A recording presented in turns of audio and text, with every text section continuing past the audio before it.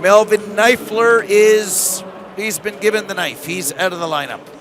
Starting, he's been cut. And I believe Vladimir Sakatsky, number 50, Michael, is starting for Yekaterinburg. Can we confirm that? Okay. So I will reconvene on, well, I'm not going anywhere, but I'll take the headset off to rest for 5 minutes, and I'll be back with 5 on the clock. 10-4.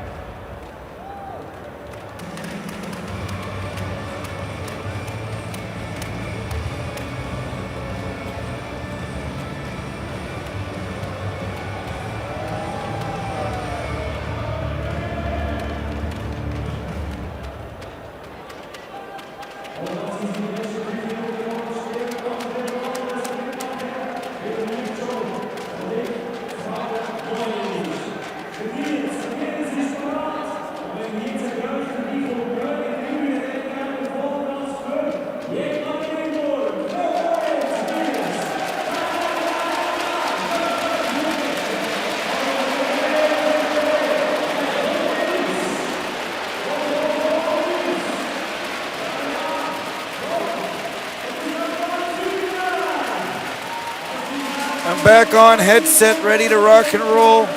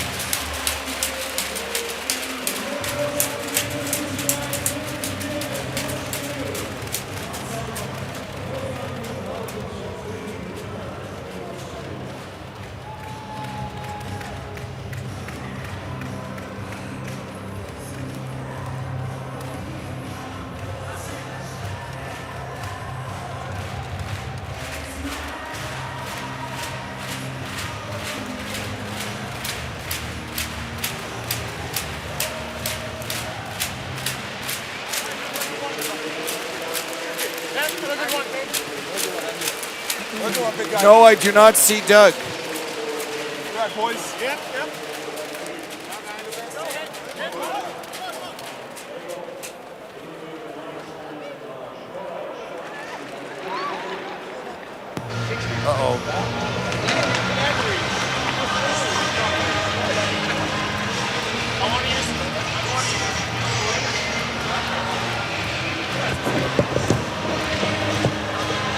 Here we go. I'm here. 1, 2, 1, 2, 3, 4, 1, 2, 3, 4, 1, 2, 3, 4. Cooley, how are you? Good, how you doing? Yeah, the battery's dying like crazy, eh? I'm up, but the battery died. Did you not see the text? Okay, well, the battery died. That's why I had to get a tech guy here to fix it. Yeah.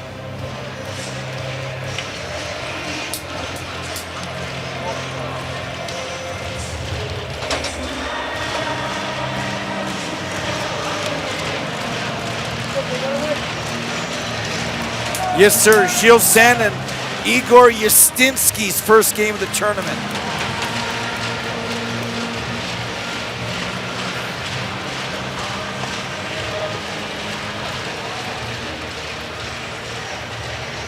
Everyone's getting a shot in goal tonight.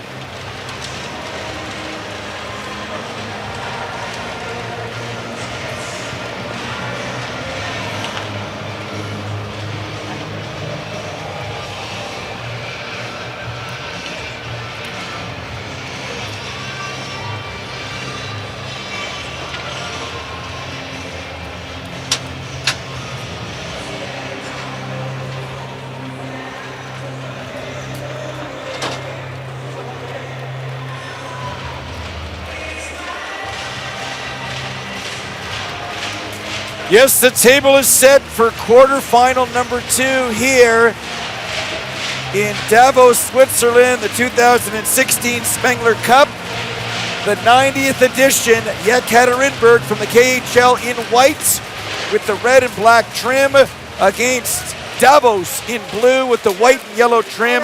The winner will play Lugano tomorrow in the second semifinal matchup.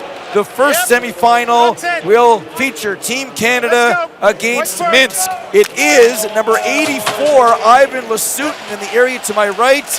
Gilles Sen wearing number 91 in the area to my left. Steve Cooley is up top, Doug Honegger between the benches, and we're underway with a great chance.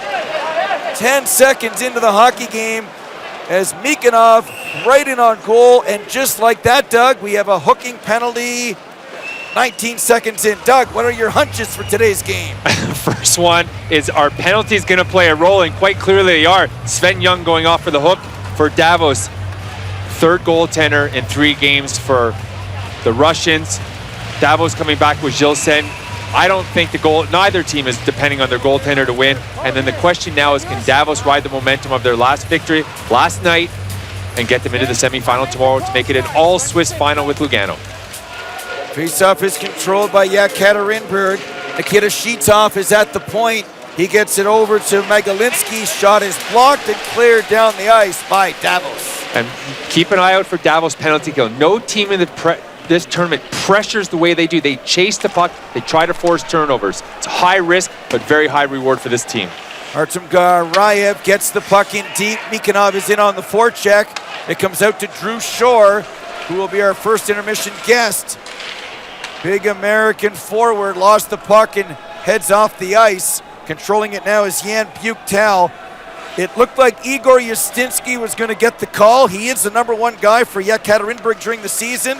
But I look over, I see 84, Ivan Lasutin between the pipes. What do you make of that, Doug? You know, I think they're trying to shift things up a little bit. They've lost both games. You talk about the only thing you can do is change goaltenders and make send a message to your team. And that's exactly what's happening with this Yekaterinburg team. They're having a hard time carrying 3 goaltenders, Steve. None of the 3 have really asserted themselves as the true number 1. Mikhail Kakovsky gets it back to the right point where Vasilevsky's shot is blocked. There's the captain, Andreas Ambule. Tried to make one pretty move at center. Lost it as there's under 45 seconds to go in the minor penalty to start the hockey game to Sven Young, as Yekaterinburg in the KHL this year, where they're 4th, 2 games under 500, have struggled to find their identity so far at this year's event. Here's Timashov and a shot that goes wide to the far side. And puck is corralled nicely there by Vasilevsky, and gets it out. And Steve, not having the kind of season they had last year when they made the playoffs, replaced their coach, brought in Vladimir Kurinov.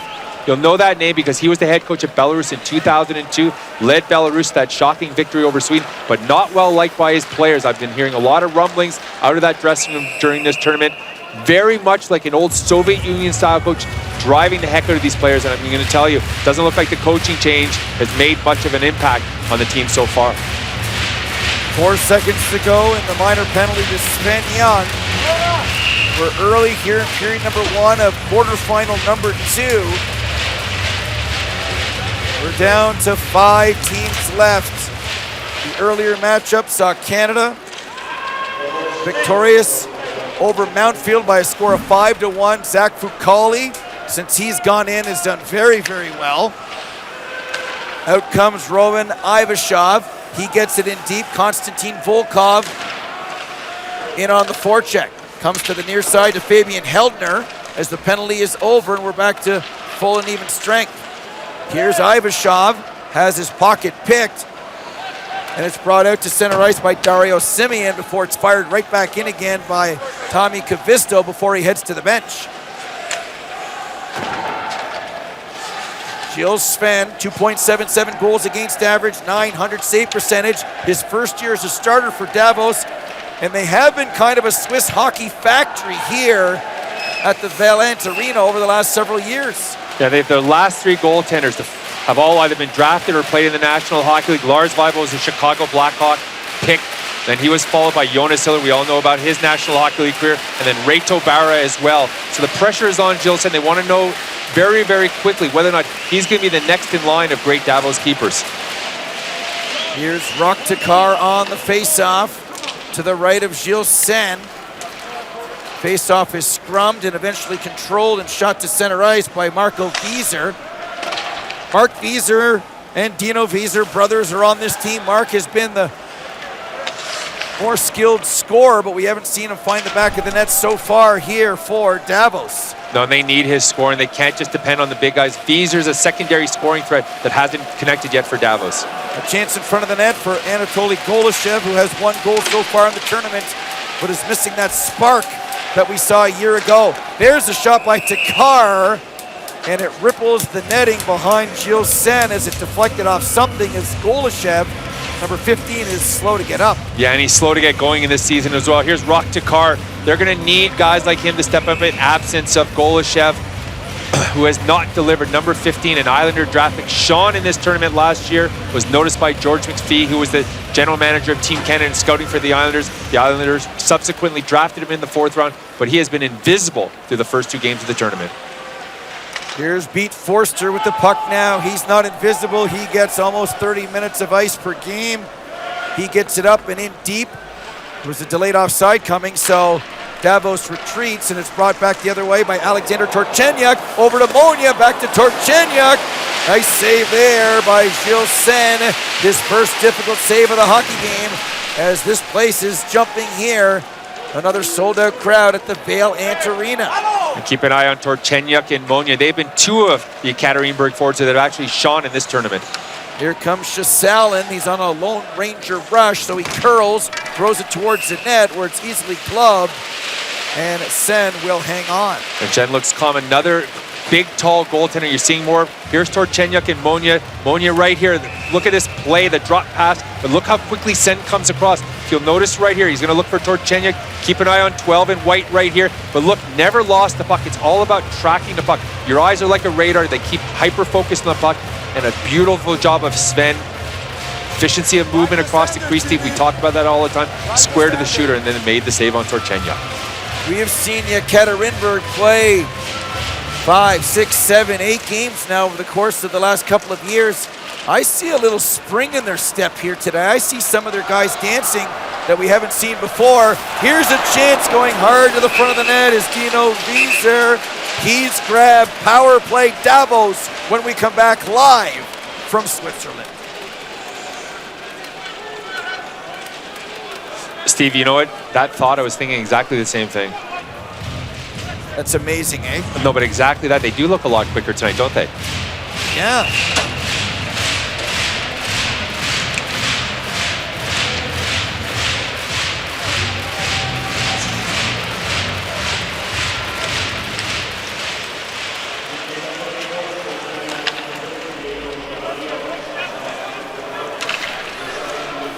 Power play for Davos just underway.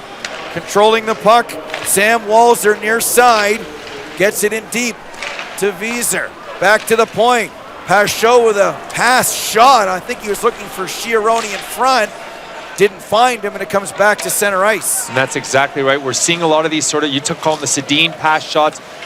Guys going to the net, defenseman with the puck. Instead of looking for the shot, it's a hard slap pass, playing for the deflection or the tip. Controlling the puck now is number 94, Drew Shore. The Colorado native dumps it in, they score! On the ricochet to Tuomo Ruutu. He buries it, that's a break for Davos, and they lead 1-0.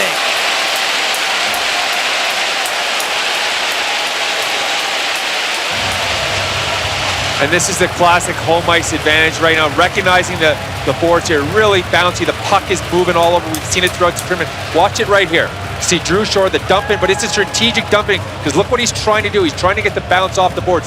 This wasn't just a dump, this was a strategic dump. Look at him high off the glass. Look at it came out. Justinski went out to play it, bounced over. He's taking a beautiful job of Ruutu following in, but a real smart play by number 94, Drew Shore. We talked about him in the opening, and that was absolutely a fantastic play. Drew Shore, 25 years of age, from Colorado, has 18 goals in 33 games this year. Played in the NHL with Florida and Calgary. He's our first intermission guest, and I'm going to ask him that exact same question about that dump in. That's knowing the rink, that's knowing the glass, that's knowing the boards, and it was a perfectly executed play. Well, and I'll take it one step further. That is a set play because you could see the way he, as soon as he wound up to shoot it, and hard, high wrist shot. You see Ruutu go straight to the net. So they knew what the tendency of the glass was right there, and it was perfectly executed. You could see how it caught Justinski by surprise because by the time he tried to get his paddle on it, the puck had bounced over his stick right onto the stick of Tuomo Ruutu. We're having an ice issue here at the Vale Ant Arena. So the cameraman, who's on skates, who provides some of those great pictures for us, is front and center. And you have had an issue with the ice yourself so far this week, unfortunately. Yeah, I mean, I think it's the one flaw that I have in the event, and I think, again, we've talked about the tournament recognizes that they're going to make changes. They're going to make changes next year. We're back live to Davos after this.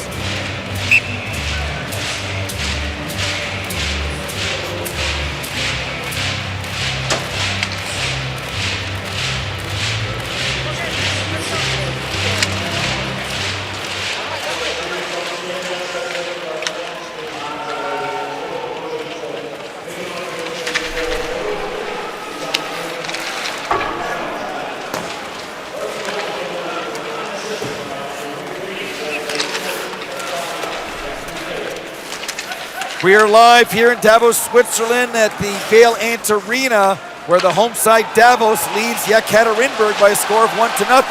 Wieser in over the line. There's a shot fired right on by Dario Simeon, as he did miss the top left-hand corner by much.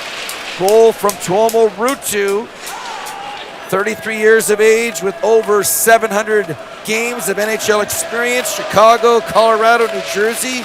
The 9th overall pick in 2001. Assist to Drew Shore as icing coming up against the team in white. And that's Yekaterinburg. And there you can see this is a beautiful play. Wieser right here. Look at the drop pass. Take the man with you.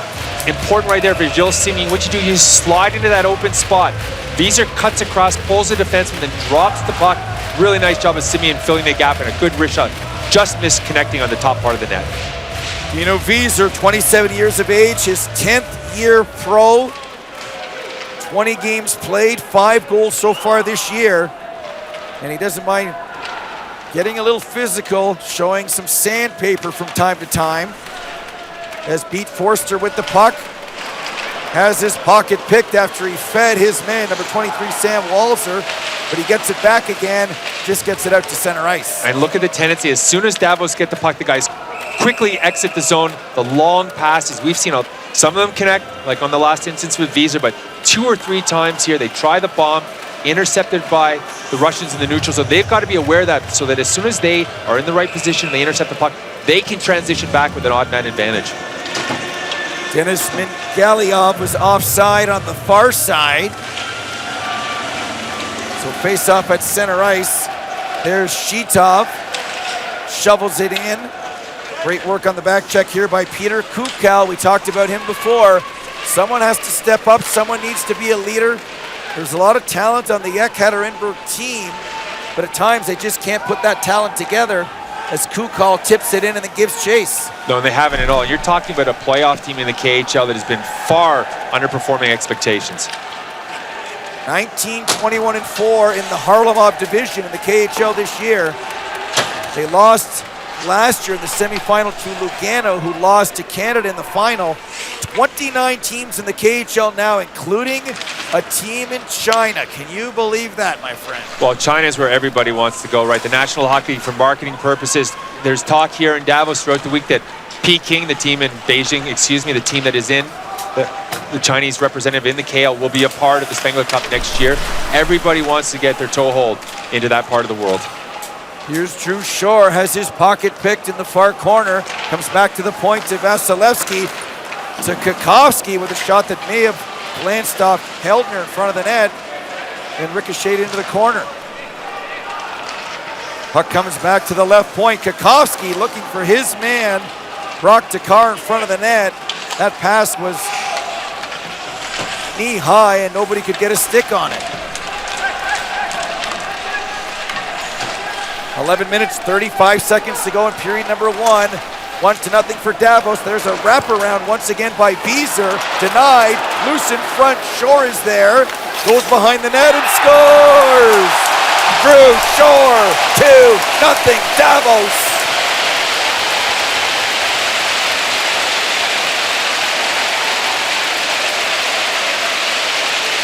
And this is turning into the Drew Shore show tonight. He was outstanding last night, and look at him here tonight. Just look at this effort by Wieser. Ustinsky in the net, deep in his crease right here, but look at Shore, strip the puck right here. Come in, wrap around. You can see it right here. Simeone with the strip, and then here comes Drew Shore sticking it around Justinsky. Slow to get to the side of the net. Wasn't tracking the puck. See it right here. Simeone with the strip, and Drew Shore sticking it around Justinsky. Slow to get to the side of the net. Wasn't tracking the puck. Drew Shore, number 94, has a goal. His second of the tournament, has an assist.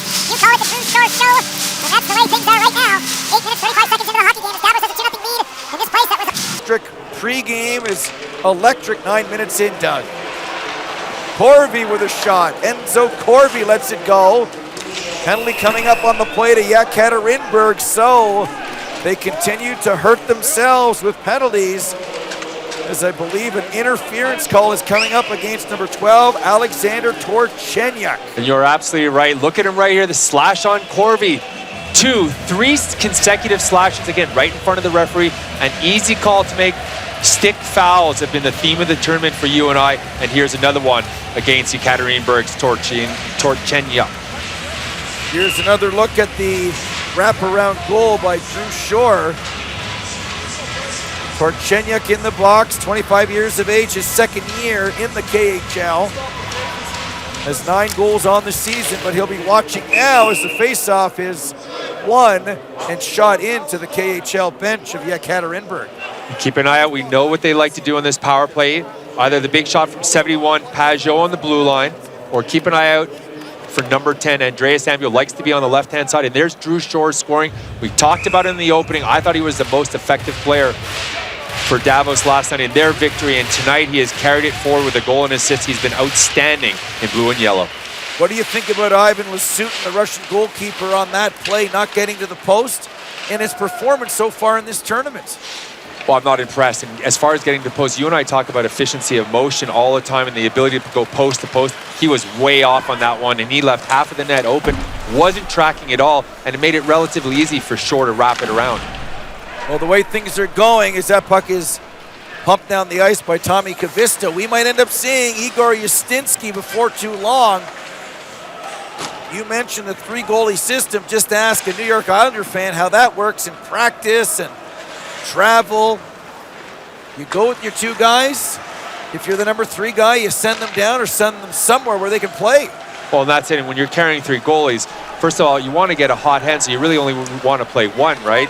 1 is absolutely not going to be playing. 1 is going to get a little bit of ice. 1's going to be playing all the time. So you're going to have dissension. It also spreads within the team, and I think that's what you're also starting to see with the Yekaterinburg. Here's Noah Schneeberger up to Enzo Corvi. Corvi, who had a lot of energy in the last game, number 70, loses it, easily gloved by Lasutin, and he'll hang on. And he has been skating. Corvi also drew that penalty from Torchenyuk. Here comes the big line again. Route 2, Ladine, number 27, Adam Hall. Drew Shore, keep an eye on him. The right-handed shot on the left-hand side of the blue line. And then Davos' top defenseman, number 25, Forster. This is a very, very good power play unit coming out here for Davos. 52 seconds left in the Torchenyuk penalty. Adam Hall on the draw wins the faceoff back to Pete Forster. He's got Drew Shore at the left wing circle. Here's Tomo Ruutu waiting. Out in front, shot, tipped, stopped. Nice save there by Lasutin. Shore to Forster with a shot. That's head high. Almost hit Adam Hall in the noggin in front of the net. Drew Shore, 2 points already tonight. Tries to get it to Ruutu, swing and a miss in the right wing circle. Fighting for the puck there is Konstantin Volkov. 15 seconds in the minor penalty. Here's Forster shooting. Nice save by Lasutin as he steers it into the corner. Under 10 seconds in the minor. Drew Shore has a man in front of the net, Per Ladine. There's a shot by Shore. It goes wide, and the penalty to Torchenyuk now, Doug, is over as the puck ricochets into the corner. Some good shots again. The puck running through Drew Shore. 2 or 3 real good opportunities on that power play. Here's Pete Forster bringing the puck in over the line, and somebody on the far side was offside with 8:56 to go in period number 1. And you mentioned Pete Forster, number 29, plays a tremendous amount of minutes. And there's the veteran Russian coach, Vladimir Kirkinov, the former head coach of the Belarusian Olympic team in 2002, and a disciple of the old Russian system. And I'm not certain whether or not that's really the recipe for this Yekaterinburg team. I look at the scratches tonight for Yekaterinburg. Alexei Simakov, Oleg Gubin, Stanislav Chistov. I mean, in theory, those three players are three of the best players on the team, but they're all scratches, and I'm assuming, Doug, they're all healthy scratches. They are, and the guy that disappoints me the most is Chistov. I've watched him over the years. We've seen him play in the National Hockey. He was a high draft pick. I've watched him in the Spengler Cup for a couple of different Russian teams, and I'm always left wanting more from him. So skilled, doesn't deliver, and quite frankly, the way he's played the first two games, I'm not surprised he has a healthy scratch tonight. Robert Kusal, Daniel Rahaimi, Felicien Dubois, Chris Egley, and Ken Yager are the scratches for Davos, as here comes Chistov bringing it in. There's a shot by Peter Kukal, the 5'9", 185-pound forward, 34 years of age, second year with the team. Played in Helsinki the season before. As we approach the 12-minute mark, there's a Rugby Canada scrum by the far boards. Finally poked loose, but not out. Here's Ambule fighting for the puck with Kukal, and Ambule wins the race and starts up here to Marco Forer.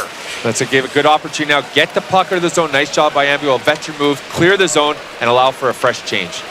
Pavel Turbin with a bad pass for Torchenyuk, and it scoots out to center ice, poked back in again by Tommy Kavisto. And starting out on the near side is Simon Kinchy. Play a little ragged now between the blue lines, and that suits Davos just fine, considering they struck for 2 quick goals. And we're going to see that from Davos because they only play one way. They don't make adjustments. So there's periods during the game where the game is absolutely sloppy, like we're seeing right now. Mark Wieser lost the handle, and here's Torchenyuk, who took a penalty to Dmitry Monia. He's got talent, lets it go.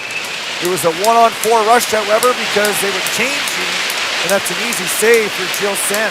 And there's the captain, Andreas Ambule, the heartbeat of this hockey team, just getting away from Stanislav Garylev right there. Look at the acrobatic move from number 10, the former Hartford Wolfpack centerman, Andreas Ambule.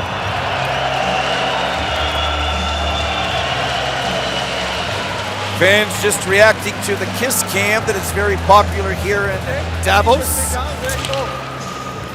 Face-off easily won by Drew Shore, who right now is the best player on the ice. He's dominating in terms of points, in terms of possession, and he's also doing well in the face-off circuit. Yeah, but look at him skate out here. He's hungry. You can just tell the sign of a hungry player. He's moving. He hasn't stopped skating. He's making great plays. He's scoring goals. He's setting up goals. He's outworking guys. He's strong in the PK. Just a complete hockey player for this Davos Hockey Club. Here's Jan Buchtel on the far side. I think he was looking for Rock Takar, but Rock Takar was heading to the bench. Bringing it back in the other way is Per Ledeen. He has a goal in the tournament so far. A very creative player.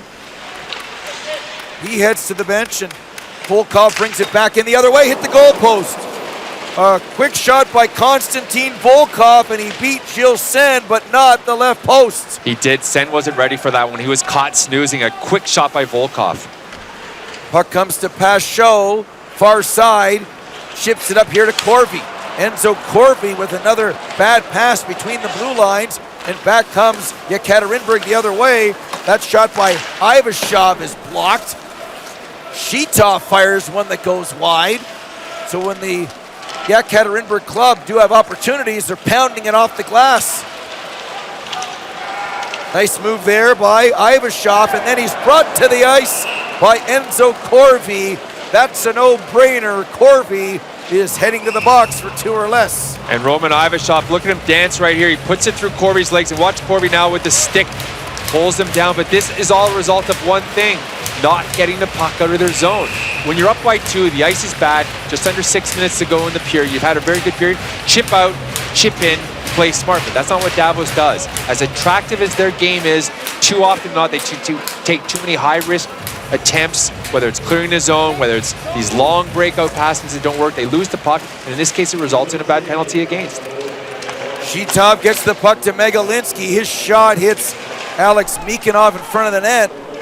Mikanov broke his stick on the shot, so he heads to the bench, and we have not talked a lot about big number 8 in white so far here tonight. No, we have not. A big guy, Alexei Mikanov, 6'5" winger for the Russian side, but he's been quiet. He's got great hands, better hands than you'd expect from someone like that. Moves pretty well laterally, not great top-end speed, but really smooth. But he's another one of these high-end players for Yekaterinburg that's been very quiet. Megalinsky pinching down the right wing boards, keeps the play alive. Puck comes in front by Garayev looking for Buktel, but instead it's pumped down the ice here by Andreas Ambiel. He heads to the bench as we are less than 5 minutes to go here in period number 1. At center, it's Rock Takar. He finds Buktel down the left wing boards. Buktel gets it to Takar. Fighting hard along the near boards to get it out there is Per Ledeen, as that will help kill the penalty as well. Number 27 working hard in blue and white. You realize he's pressuring the puck, but you notice Yekaterinburg's not skating. No support whatsoever. The puck was coming to a guy, Ledeen is on top of him. No support, and Davos doing a great job. And this is what they do on the penalty kill, unlike most teams over here. They pressure all over the ice. Pavel Turbin gets it in. There's Mikonov's broken stick still in play. Puck comes loose to Golashev, gets it back to the point to Timashov. Timashov into Torchenyuk. Torchenyuk in deep, finding Monia, turning away from his man. Schneeberger comes back to Timashov. Into Torchenyuk. Finds Monia. Dmitry Monia with a shot.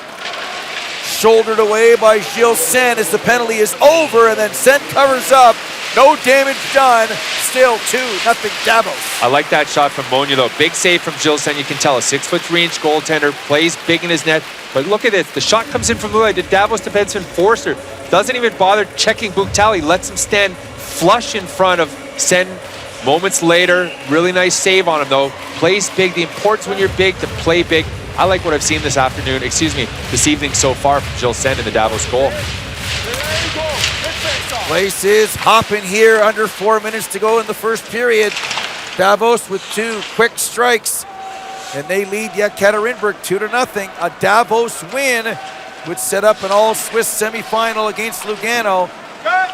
Doug Shedden and his Lugano crew scouting this game, trying to get some tendencies and maybe some line combinations. They're going to have to check 94 in blue if Davos wins this game, as Drew Shore has been a tower of power as the puck goes down the ice. Pete Forster has no play, so he goes off the boards and out. Yekaterinburg will have to regroup in their own zone. That clearing attempt there by Shitov was fanned on. Second effort by Kukal, and he gets it down the ice. Well, look at it. It's like ping pong right now. It's just going from one end to the other. Bomb at one end, long pass. It's not being completed. Most of the passes in the last 5 minutes, hardly any have hit the tape, but it's entertaining nevertheless. Here's another look at that forecheck by Schneeberger, who's had a very good tournament. Noah Schneeberger, he's got a goal. He can shoot the puck. And he's a pretty good skater as well, Doug. He's a mobile defenseman. He's getting some play now with the Swiss national team. He's sort of a late bloomer. He wasn't someone that they consider to be a high-end young prospect, but he's really developed here in Davos under head coach Arnaud Del Corto. Drew Shore behind his own net, reverses the puck, tries to get it back again, courtesy of a long lead feed from Sven Young, but Artem Garayev breaks it up. He starts to dance at center, loses the handle, and back comes Davos the other way. Under 2:30 to go in the first period. Drew Shore assisting on the Chomo Rutu goal and scoring himself as back comes Takar the other way. Backhanded shot easily steered away by Gilles Sen. Here's Pavel Turbin in his own zone. Long lead feed, and here's Golashev. He's got a break. Golashev scores! That's more like it. Anatoly Golashev, what a shot to make it a 2-1 hockey game. And that is pure class from Golashev. What? You're going to see the Davos defenseman get caught. Didn't realize that Golashev was behind him. You want to talk about poise right here. Watch this. He knew exactly where you're going. 20 feet out. Sen didn't give him anything. Sen played that well. He absolutely went bar down right there. He had probably about a 5 square inch radius right there to shoot the puck. and he picked that top corner over Sen's glove. You know, Sen turned around and wondered how it got by him because he thought he had the angle played perfectly. But that is the masterclass of Golishev that has been missing so far in this tournament, but was so evident last year in a 25-goal campaign in the KHL. Well said, my friend. Golishev with a NHL-type shot, an NHL-type goal, and that's what got him drafted. The numbers that you mentioned last season, and that's why he went in the 4th round to the New York Islanders. So with under 2 minutes to go here in the first period, Anatoly Golishev streaking down the wing has given Yekaterinburg life. And that goal officially means through the quarterfinals, no goalie will post to 0 so far, as offense, Doug, has been the name of the game so far. You're absolutely right. We're averaging close to 8 goals a game right now. Both teams, I think they're trying to, it's entertaining hockey. It's obviously a tournament. They want to put on a show for the fans. To your point, we're still going to get to the semifinals without a shutout. Under 90 seconds to go in the opening stanza. Pavel Turbin near side to Volkov. Fanned on his shot, impeded there by Marco Forer. He's playing a bit more here for Davos as the tournament progresses. Davos is playing really sloppy. They're getting away from what they did. The first 10 minutes, they were so fast, so consequent with their passes, but they've been pretty bad here the last 7 or 8 minutes. They have not entered the zone once successfully. They're losing men all over the ice. And look at this with Volkov. Well, that was a good poke check. How do you end up getting wide open like that? Same as what happened on the Golishev goal. Here comes Marco Wieser down the right wing. Bumped off the puck by Tommy Kavisto and company, and the Finn National gets it out to center ice. Under 40 seconds to go in the opening period. 2-1 Davos leads. Drew Shore with a goal. Tomo Ruutu with a goal. And Anatoly Golishev with a beautiful goal, top cheese, to make it a 2-1 game. There's big number 94, our first intermission guest, Drew Shore, in on the forecheck. No icing, as they ruled that Claude Pachot could have played that puck, so we play on. Here's Mikanov with a new twig in on the forecheck. Alex Mikanov wins the battle. Comes out in front, tries to let one rip. Went off a skate, dribbles into the corner. Far side now for Adam Hall. He's got no play because the horn sounds, Doug, and the period is over with Davos holding on to a 2-1 lead. In a really interesting period, sloppy, a lot of end-to-end action, but again, sloppy. Some good individual plays. Drew Shore, 94 in blue for Davos. Tremendous period. Alexander Golishev as well, a beautiful individual goal. We've seen strong individual play, poor team play. Sets up for an interesting second. Canada won their quarterfinal match. They'll take on Minsk tomorrow. It's 2-1 here after 20 minutes. You're watching the 90th Spengler Cup on TSN.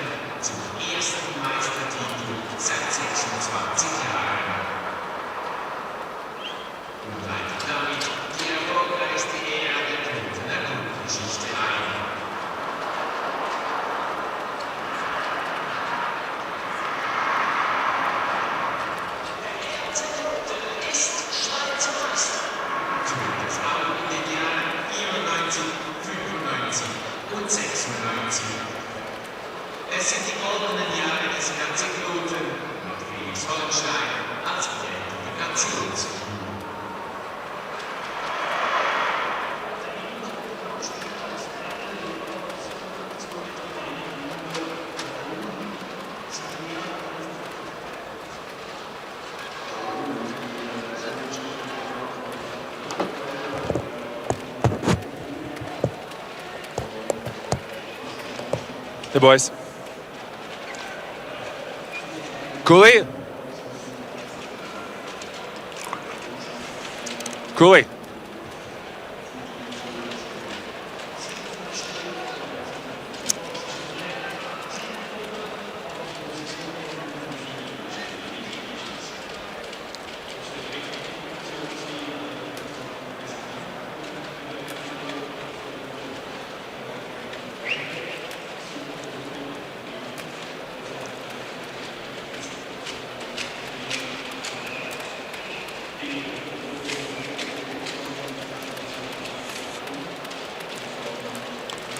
That was a sloppy period. Cooley on headset, well said, Mr. Doug Honegger. What a poor, poor period.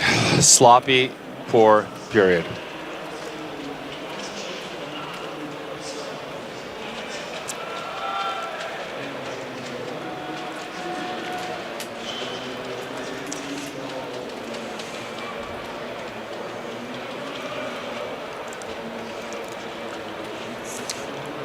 I know. And then Drew Shore with 2 points.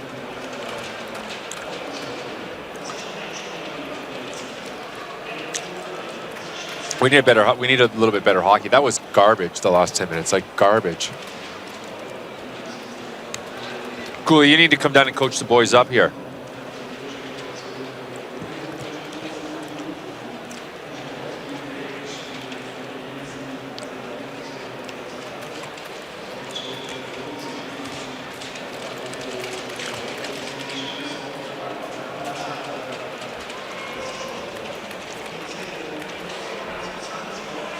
Oh, nice.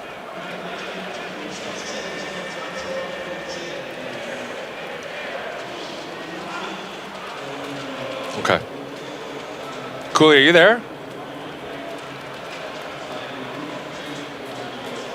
Yeah, I was eating. I didn't want to eat your ears. Would you go with a pretzel? No, Maltesers. Maltesers?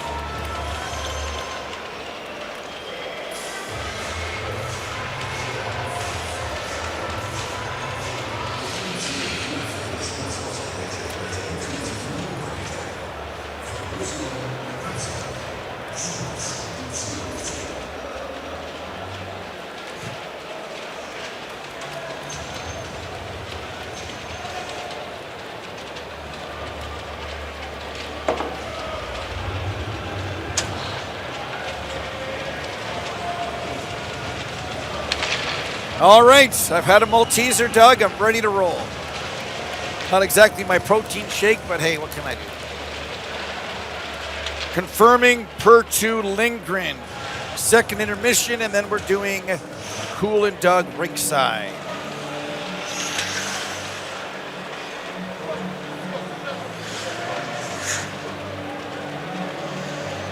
Welcome back to TSN's continuing coverage of the 2016 Spengler Cup. There's the view from the Davos dressing room onto the ice. You should see Doug Honegger in just a moment. There he is on your left. I'm up top. Doug is between the benches. An entertaining first half of the period, and then Doug, things I thought got sloppy. Agree or disagree? I totally agree. I'm surprised how sloppy, though. Like the amount of bad passes, and not only just bad passes because they didn't connect, but bad passes in terms of the decisions. Sloppy play all over. A whole bunch of bad checks as well. Stick checking, guys losing their man, guys not skating hard, bad decisions in the neutral zone, terrible entries into the zone, bad back checking. I thought it was the worst 10 minutes. The final 10 minutes of this period was the worst 10 minutes of hockey we've seen in the tournament so far. Do you think that Yekaterinburg will show the jump in the second period that they did in the first 10 minutes of the first? Well, they need to. And you know what? When you see Davos playing the way they did, if I'm Yekaterinburg, I sense an opening. I'm going to take advantage of that. Play smart. Better attention to details. They've got enough skill. They can get back into this game. They can easily take the lead as well. But they need to be just as focused as they were in the first inning because they were equally to blame for that poor second half of the period. If you're just joining us, Yekaterinburg is in whites with the red and black trim. Davos in blue. Winner of this game gets Lugano in semifinal 2. Semifinal 1, Team Canada led by Luke Richardson, Sean Burke and his team. They'll take on Minsk as the puck comes in front. Unable to get a stick on that is our second intermission guest, per-2 Lindgren. As the puck comes out and down the ice, Artem Garayev, number 60, battling Sven Young in the far corner. Here's Sven Young with it now. Gets it back behind the net to Simon Kinchy, who starts the rush. Up to Adam Hall, who gets it in deep. Back comes Yekaterinburg the other way. Jan Buktel throws it in front blindly, where it's picked up by Per Ledeen, and the sloppiness between the blue lines continues. Well, think about that for a moment. When was the last time you saw a guy come on his own blue line, pivot to his backhand, throw it blindly up the middle of the ice, and expect to call that a good exit of the zone? Could it be fatigue? We know it's not nerves at this stage in the tournament. In on the forecheck is Drew Shore. No icing on the play as it was ruled that Fabian Heldner could have played it. And he does to the near side to beat Forster. Gets it up to Chiaroni, who tips it in. And taking no chances, Ivan Lesutun, and he'll cover up face-off to his right. And that's a smart play by Lesutun. Get some fresh legs out here. But watch Meglinski. This is what I'm talking about. What do you want to call that? That's 5 seconds into the period. Meglinski's a veteran defenseman. The puck is on his stick. It comes off the boards. It's sitting on his blade, and he just fans on it. Doesn't move his feet. His head is down, and that's what I'm talking about by the really sloppy play. And in this case, it was Yekaterinburg, but there have been equally bad plays paired to Lindgren just moments earlier for Davos. Puck comes out to center. It's on the stick of Enzo Corvi. Back to Claude Pachot. Leaves it there for number 32, Noah Schneeberger. He starts the rush, but back comes Yekaterinburg the other way. Evgeny Shasalin makes one move too many. Ends up on the stick of Dmitry Monia, the one-timer. Good chance 2 minutes in for a guy we know can snipe. Right, so there's giveaways on the blue line. You're going to see it right here. 2 guys skate over the puck, and Monia has been really dangerous for Yekaterinburg, 81. I'm going to give him full credit. He has not let up. He's played hard. He's had a couple of good scoring chances there on the one-timer. The other guy who's played well tonight is Gilles Sen in the Davos goal. Gilles Sen, his 3rd year with the team, his first as the starter. Numbers aren't great, but needs time to develop, and we are talking over dinner how many great Swiss goaltenders there have been over the years, and there's been a factory of them really come from here and get some time in the NHL as well. They've done a real good job developing goalies up here, and there's a lot of pressure, and I think that helped contribute to him as well. Whether or not he could handle that following the footsteps of guys that have played in the National Hockey League. But I'm sensing there's been a bit of a change in his game here in the Spengler Cup. Played real well the first game, although they lost. His game is built on movement. He's a big goaltender. He's not going to wow you with the acrobatic saves, so he's got to be very poised in net. I think he had an issue dealing with the pressure early on, but he seems to be handling it very well here so far tonight. Back comes Yekaterinburg. Here's Mikanov out in front. Oh, what a chance from point blank. Peter Kukal, and he didn't miss the far side by much. Gerber, Abisher, Hiller, of all those goalies, who did you like the best? I mean, look, if you look at the National Hockey League career, it was Hiller. Although early on, David Abisher, when he was backing up Patrick Waugh and then stepped into Colorado, he looked like he was going to have a real long career, and then the wheel sort of fell off for him. Martin Gerber was very good, played excellently in the 2006 Olympics, as did David Abisher. They beat Canada, they beat the Czech Republic in those Olympic Games. So those guys had great international careers as well as very strong National Hockey League careers. But I think if you're looking at a totality of their play, then it has to be Jonas Hiller so far. Here's a chance for Anatoly Golashev. Mikanov did all the work. He did the heavy lifting, and Golashev almost had his second of the game. Back comes Takar in over the line. Golashev fans on the shot. The rebound comes to the far side, and it's fired wide by Kukal. There's Golashev in front. He missed his first chance, gets it back again. Anatoly Golashev starting to dance. There's a shot from the point, fired in nicely by Vasilevsky, but no rebound. Gilles Sen had to be sharp, and he was. And he was in Kinchi, 47, losing his stick, really put Davos at a disadvantage. You could see Yekaterinburg taking advantage of the Gilles Sen, the 6'3" goalie. Look at him down in the butterfly, then back up. It's all about tracking. You see the way the head moves, always with the puck. Watch the eyes right here. Doesn't lose sight of the puck. Look at it here. Track back. And look at that. Just missed the wide open side on the right-hand side. Number 12, Alexander Torchenyak. Been an effective power forward for this Yekaterinburg team. We're approaching the 4-minute mark of period 2. Second quarterfinal matchup as Drew Shore has the puck and he gets it out to Per Ledeen. Ledeen gets caught up with Timashov as Shore carries on. Timashov has it now. Puck comes to the line but not out. Now Monia skates it out through center. He's got Torchenyak with him. Torchenyak, but offside I think on the far side was Evgeny Shasalin, and that will halt play. He was, but Torchenyak is skating. To me, this is sort of the indication of the jump in the team, because I want to see these top-end guys, and Torchenyak is one of them. Volkov, 23, Galiev, 77. There's Megalinsky just having a skate repair, had his laces cut on the last shift. He's decided not to get the laces changed, sort of a hybrid tying them up. Hopefully that'll help him not make those mistakes like he made in the first shift of the period. I don't know if tape works there. I mean, that's the kind of Boy Scout nod to try to keep things going. Aren't you better off by taking off the skate, getting new laces, missing 1 or 2 shifts? Absolutely. That's always been what I thought as well, because what you end up doing is it's a hybrid, right? You're tying it. You're not going to get the same tension that you're accustomed to with a fresh set of laces in there. To your point, Steve, I would take the laces out. It takes about, what, a minute and a half to put new ones in, lace them up, then you're ready to go. You may not even end up missing a shift. Puck comes to the near side. Denis Mingaliev, number 79, skates it through center, takes a bump there. Continues in on the forecheck. Enzo Corvi in his own zone.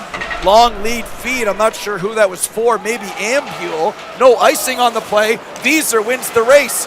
He's got a man in front of the net. That's Chiaroni, but he can't get him the puck. Wieser leaves it there for Walzer. That shot is blocked. Picked up again by Walzer, who spins and fires side of the net, but unable to corral it is Dino Wieser. Here's Sam Walzer spinning away from one. He's got 4 cocked and ready, number 33, but he doesn't give him the puck. Once again, it comes to Mingaliev, and he gets it down the ice and then heads to the bench. Pretty good flurry there by Davos.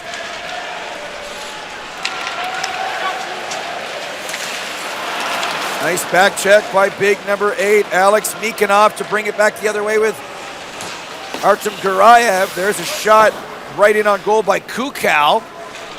Back comes Davos the other way with some speed. Here's Ambule. He's got a man in front of the net, Walzer, but he couldn't get him the puck, Doug.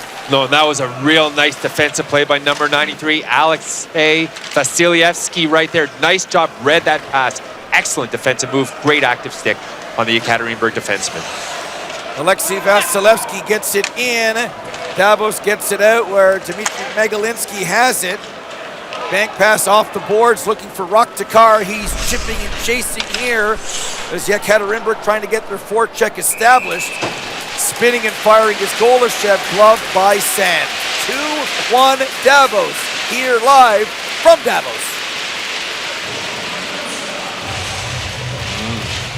Oh my goodness.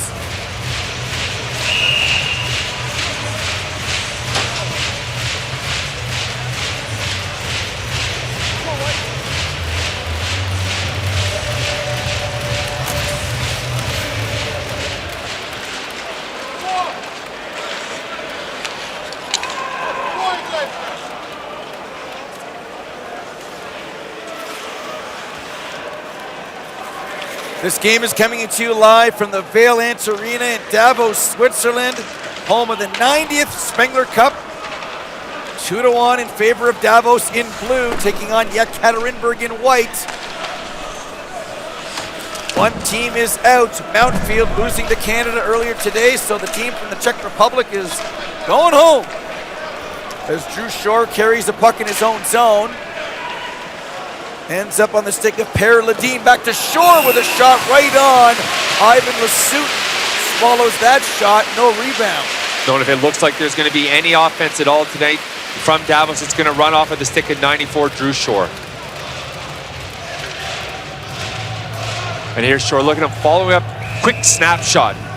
Lasutin making the save, but look at Shore right here. He has been all over the ice. He's creating everything for blue tonight. They're going to need some secondary scoring because you can't win with only one line scoring. That shot right on the bullseye of the crest. Even professionals at times try to force the puck into a spot that doesn't exist. Reminds me of the minor bantams or minor midgets, Doug, but I won't get into that as icing is the call. But you're so right. Isn't that the case when you watch youth hockey and you see kids just rifling the puck no matter where, and they end up just hitting goalies dead in the middle? 6-6.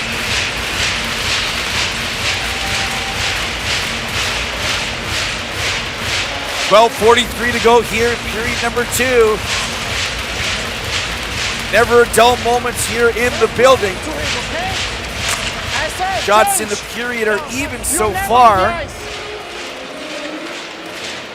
That's getting kicked out of the face-off circle is Alexander Torchenyak.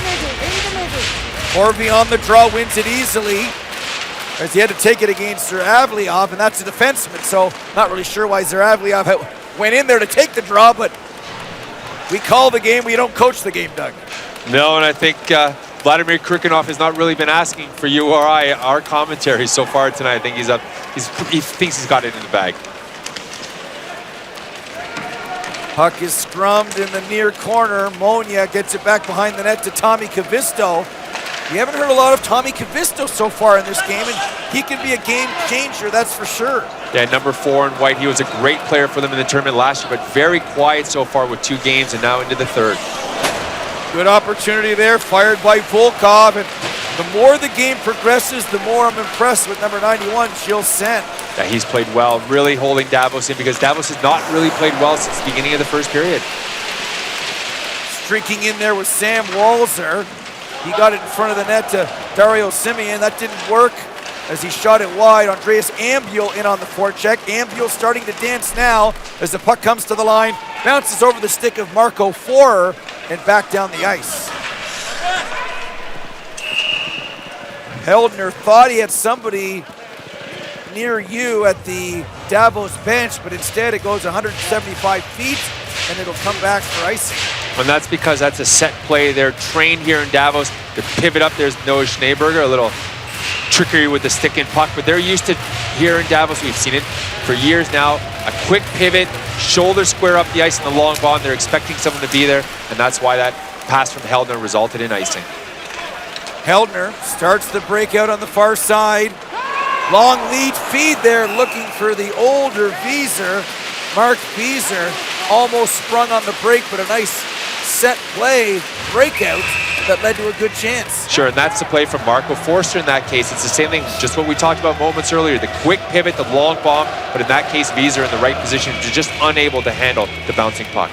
You're looking at Tommy Kavisto, 25 years of age, drafted by Carolina back in 2009. Played for the Red Deer Rebels in 2009. This is his 2nd year with Yekaterinburg. Nikonov, very noticeable in the game so far, gets it out, but it's brought right back in by Tomo Ruutu. 3-on-2, there's a shot by Wieser from point blank range.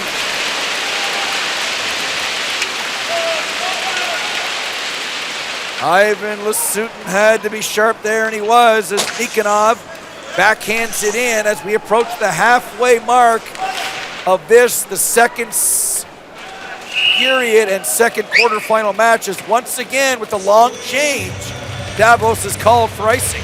When they're working on those long passes, and they're certainly fatigued now. Davos being in their 3rd game in 3 nights. The fatigue might be a factor for them. I think that could help explain why the passes haven't been as crisp or the skating quite as fast as we've seen from them in their prior 2 games. Here's Golashev in on the forecheck. Kept in by Buchtel. Has it along the far boards. Buchtel in front.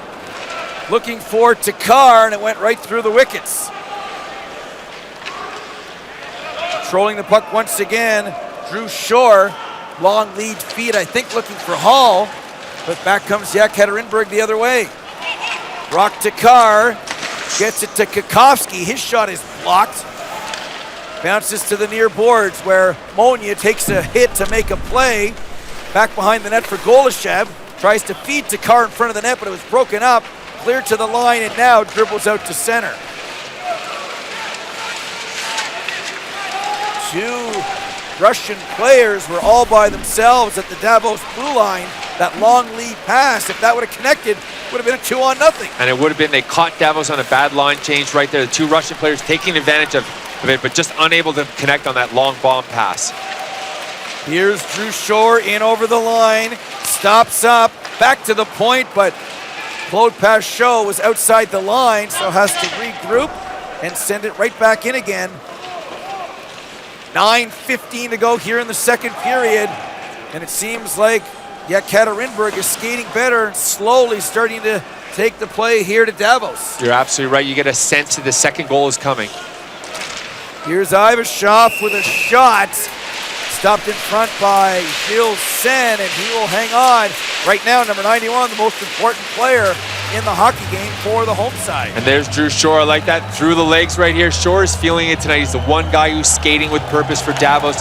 He has been outstanding this evening.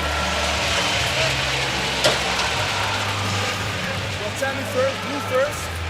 Face off to the right of Gilles Sen. You jump before I have to do anything. I'm not going to present. Kicked out of the circle is Sam Walzer. Puck controlled by Yekaterinburg on the draw. Fired into the corner by Shitov.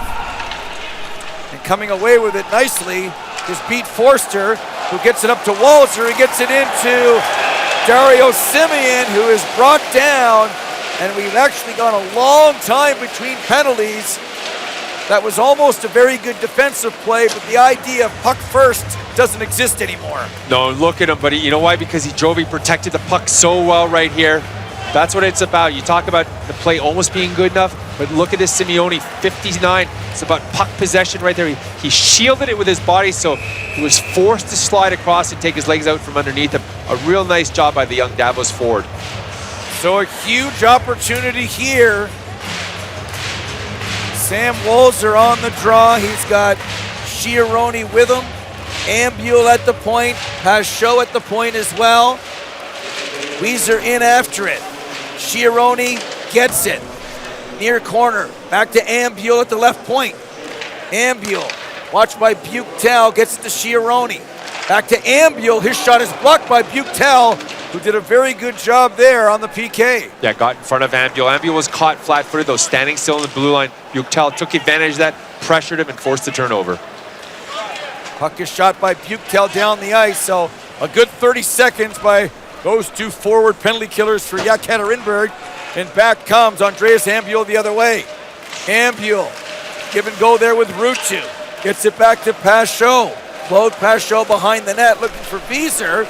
Picked off by Timashov all by himself. He gets it down the ice. This is good penalty killing. The difference here right now with Yekaterinburg skating and pressuring, taking a page out of the Davos penalty kill system with pressuring all over the ice. Tuomo Ruutu in over the line. Back to beat Forster. Back to Ruutu. Near side, Shore. Back to the point. The shot by Forster is stopped. Here's Ruutu with 45 seconds to go in the man advantage. This place is alive. Ruutu. Davos in the 1-3-1. Shore. Rink wide to Ruutu. Right wing circle lets it go. Tipped in front. Loose puck dribbles wide. Picked up by Per Ledeen. Leaves it there for Ruutu. Back to the point to Forster. To Drew Shore, and he fires it wide. And it comes all the way out. And back to center ice. Great setup earlier on. Tuomo Ruutu to 27. Per Ledeen in the slot. Great no-look pass. Thought Davos had the third on Ledeen's stick. 6:56 to go here in period number 2. There's Bayard Forster playing monster minutes again here for Davos. He seems like he's out there every second shift. By the end of the night, he's well over 25 to 30 minutes per game. 12 seconds to go here in the minor penalty to Nikita Shitov. Once again, Yekaterinburg controlling the puck and getting it down the ice, and this should do it in the minor penalty. So a huge kill for the KHL club as it remains a 1-goal hockey game. And a big factor there, 3 face-offs in the defensive zone, all won by Yekaterinburg, all allowed them to clear the zone. Davos not able to win the draw and then set up in the offensive zone.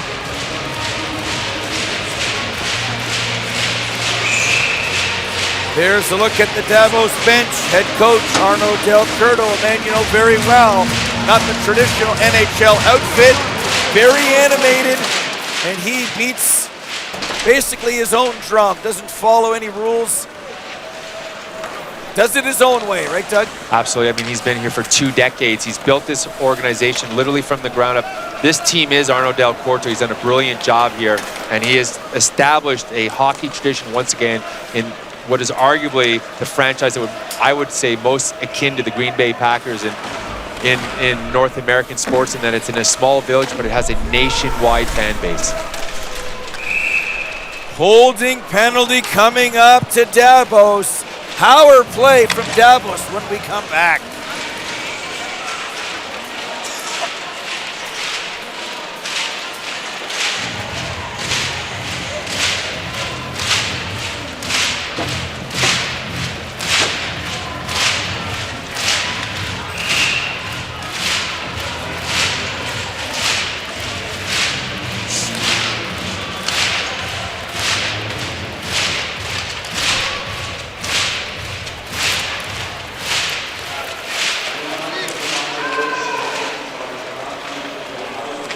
Play just underway.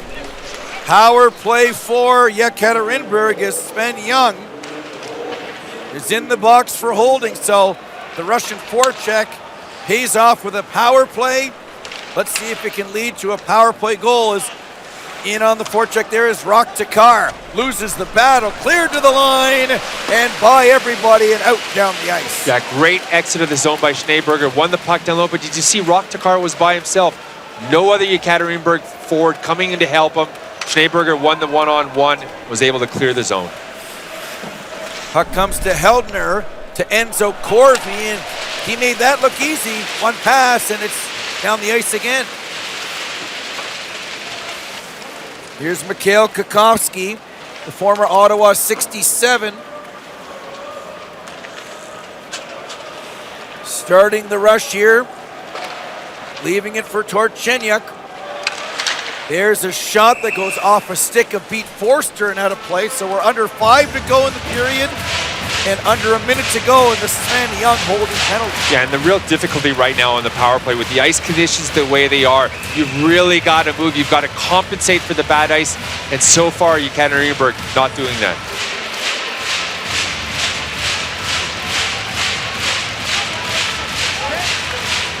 Face-off is won by Drew Shore. Fired to the far side where Per Ledin takes a hit from behind. And that hit might lead to an interference penalty against number 12, Alexander Torchenyuk. And this is going to be the second minor penalty of the night for Torchenyuk. This is a dangerous play right here. The hit from behind. Not only is that a penalty, but it's a dangerous penalty because the potential of Ledin to go face first into the boards. I think that's actually going to be number 34 going off Pavel Turbin. My mistake in identifying Torchenyuk, but that's a risky hit from behind. The game is trying to do everything they can to eliminate those, and in that time, 34 Turbin hitting Ledin from behind, and now we're going to see some 4-on-4 hockey. So, Pavel Turbin is in the box. We'll have some 4-on-4, barring another penalty. And then a power play opportunity for Davos.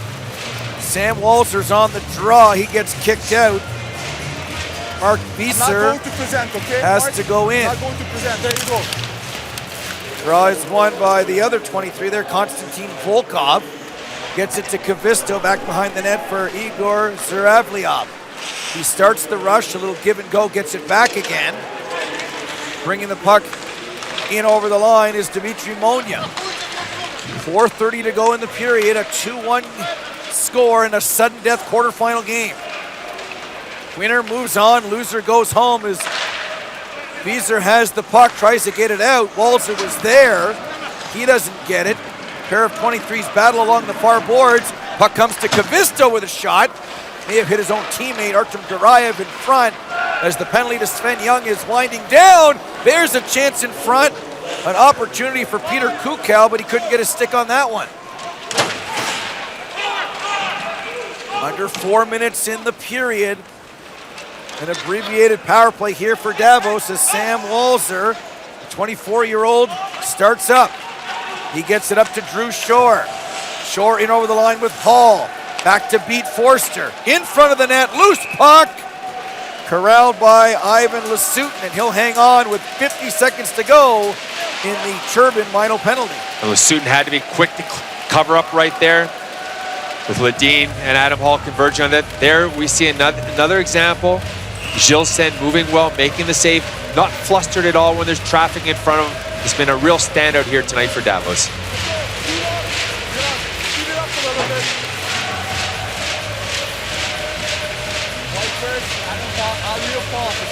Face-off coming up here with 3:38 to go to the left of Ivan Lasutin.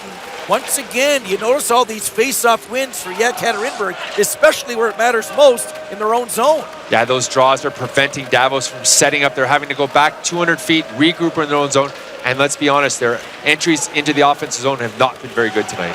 Here's a good one by Pete Forster to Drew Shore. Rink wide, oh, what an opportunity for Hall.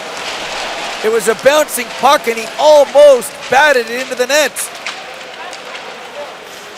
Under 20 in the minor penalty. Buchtel picks off the loose puck by Ruutu. And Kakowski brings him down the ice, lets a shot go. It bounces into the far corner. 5 seconds in the Turbine penalty. This could be a 2-on-1. Here's Shore. Shooting save. Big rebound in front as Ivan Lasutin gaining more and more confidence each and every time. Drew Shore looking for his 3rd point of the game, Doug. You bet Lasutin is into the detriment of Drew Shore, who has been outstanding again. Another spectacular rush up the ice. This has been a solo show effort here tonight by number 94, Drew Shore. Dmitry Monia, the skilled winger, who has a goal in the tournament, loses it, but then Torchenyuk wallpapers. Number 32, Noah Schneeberger, as the physicality picking up, but for Torchenyuk, that was a beautiful body check. Here's Wieser on a breakaway, drops it, shooting, oh! Chiaroni just missing on a beautiful set play. The breakaway pass and then the drop pass to Chiaroni. Oh, what a beautiful play by Dino Wieser. 56, shielded the puck and then dropped it back to the oncoming Chiaroni, who wasn't able to connect on it, but a tremendous effort by that Davos forward, 56 Wieser. What entertainment here in the latter part of the second period, Doug. Here's another look at this play. This is coast-to-coast long pass. Look at him shield the puck, pivot back. What a beautiful play. You can see it right here. It comes 18 Chiaroni. Look at him hold off the defenseman with his left hand and then push it back to Chiaroni. Tremendous individual effort by 56 Dino Wieser. It was so exciting. They even caught you smiling during the play. And what I liked about it, there was no holds. It was good, clean hockey. And that made it so important because had there been a hold, we may have seen a penalty shot there. Here's Sam Walzer circling at center. In over the line, his shot is right on. Ivan Lasutin, who's been sharp, makes the save and hangs on. And you're right, Lasutin has gained confidence, but isn't it amazing? There's Walzer 23, but isn't it amazing how all it takes is one good play to lift the entire spirits of a club? That time, that second effort by Wieser, I'm looking at the bench, dead for the last 10 minutes on Davos. And suddenly after that play by Wieser, new life with a minute and a half to go in the period. We are down to 90 seconds in the second stanza as Mikanov comes in with a nice move right in on goal. What a save, rebound. Oh, what a save. The second shot by Kukal. Monia's there. Garayev almost tied it. And I got to tell you, this Mikanov can handle the puck for a big guy as he cannot believe it. Steve, you never cut the Russians out. And look at what you're talking about. Look at the hands right here on big off right here. Look at him. Big number 8 Mikanov. Watch him right here. He danced in, but look at Gilles Senegan saying the head. Watch the head right here moving quick side to side. The head moves quicker than the body does because it's important to track the puck. Really nice bit of goaltending right there by Gilles Sen in the Davos net. Pete Forster grabs the puck and takes off on a mini rush. Comes to Per Ledeen. He threw it behind the net for Adam Hall. Play was broken up by Vasilevsky. Alexei Vasilevsky, the small defenseman, number 93. We're under a minute to go here in what's been another entertaining Spengler Cup period. Almost goals in each and every frame of each and every game we've had so far. And let me tell you that goals do matter. Here's Drew Shore. He has a goal and an assist. Look at him dangle. Shore looking for Hall. Broken up by the aforementioned Vasilevsky. And Vasilevsky played well, but look at Drew Shore. The puck does not leave number 94's stick. Flowed past Show with a shot from a sharp angle. The safe play there by Rock Takaris to get it out, which leads to a scoring chance here. Flying down the ice is Chasalin, and a glove save by Gilles Sen, maybe saving his best save of the period for the very end, Doug. You bet he is, and how great is the action right now, end to end, up and down these last 2 minutes. There is the horn, and period number 2 comes to a close. Yeah, have a drink, take a bathroom break. It's a 2-1 game. Entertainment here as Chasalin is robbed, I tell you, by the glove of Gilles Sen. That was a beauty. And big number 91 right here for Davos. He has been the story of the second period. Absolutely brilliant in the Davos goal. entertaining these last 5 minutes. Credit numbers 56 Vieser for changing the chemistry of the second period. So after 40 minutes, it's 2-1 in favor of Davos. Canada is through. Who will play Lugano? We'll find out when we come back. This is the 90th edition of the Spengler Cup.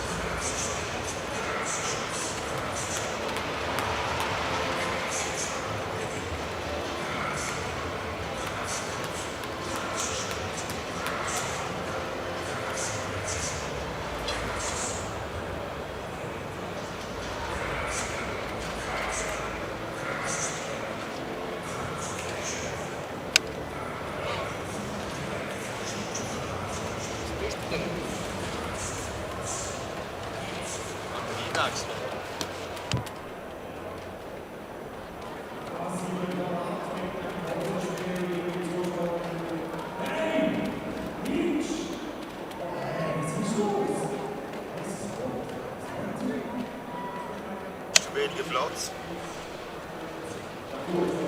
Ja, da. Ja. Aber immerhin hat er einen Kaffee gebracht, oder? Das macht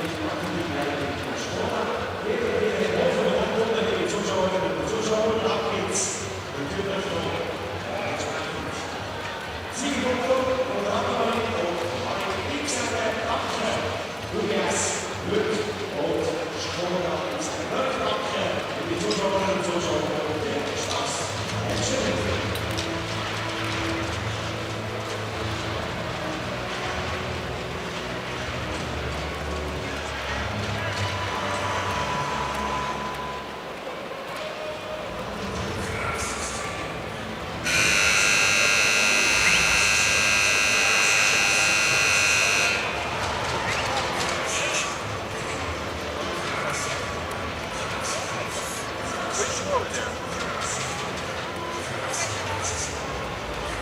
Best job. You don't have any stress.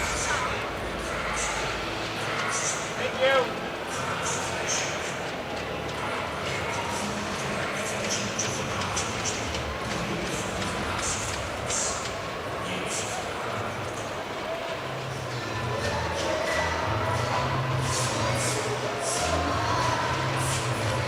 Reporting for duty, are they on my Twitter account?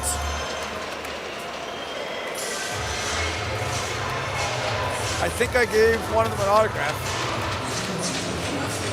I am. All set, guys, we're good. I'm just chewing on Maltesers.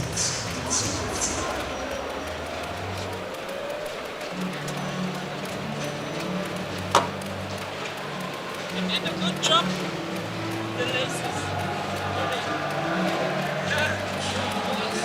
Hey, yeah.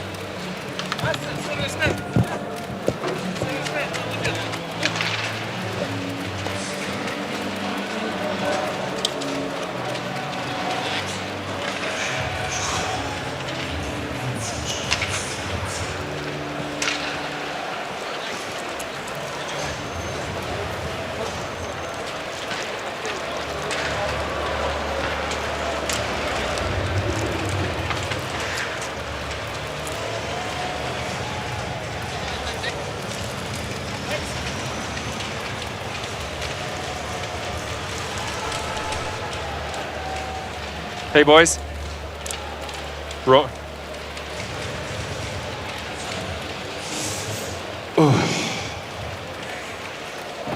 There's a draft coming in here.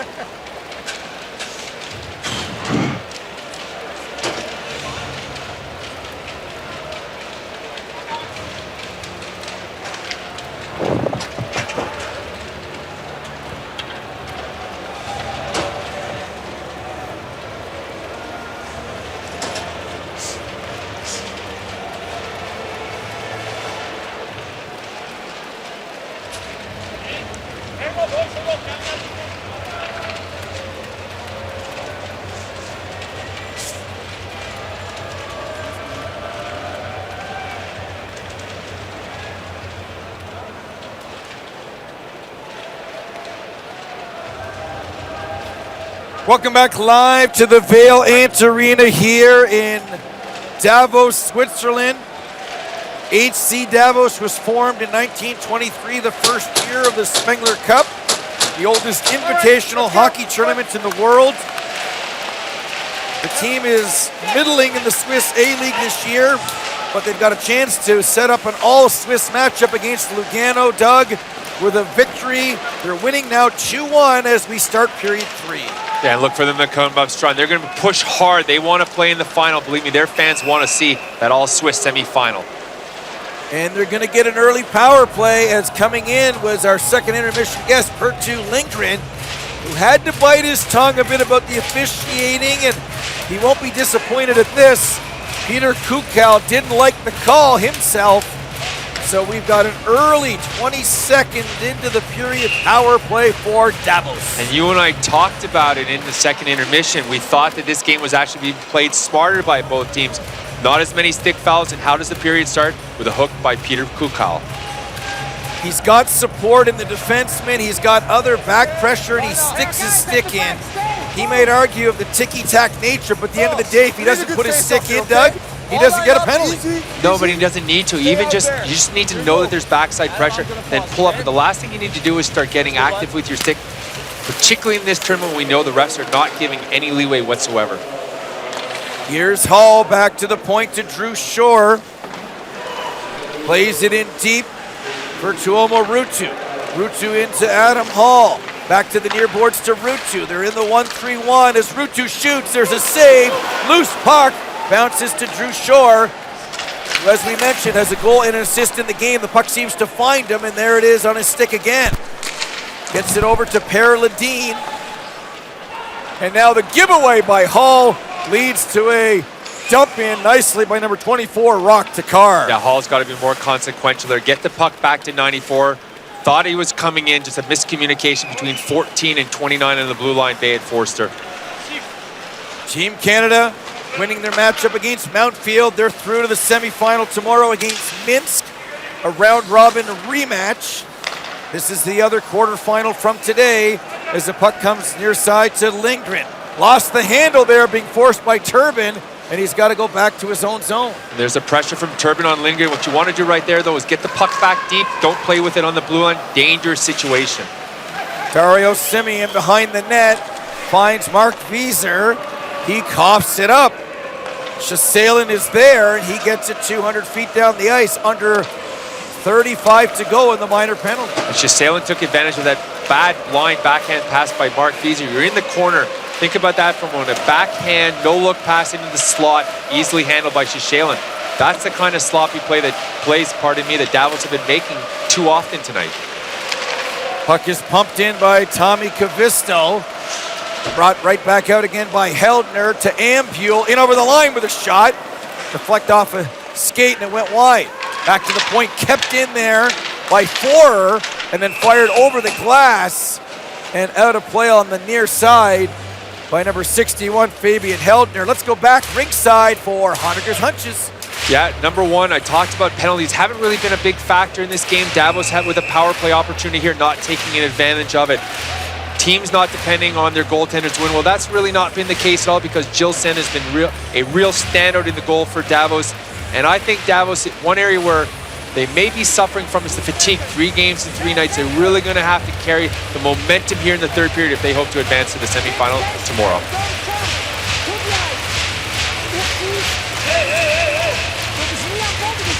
Two seconds left in the minor penalty.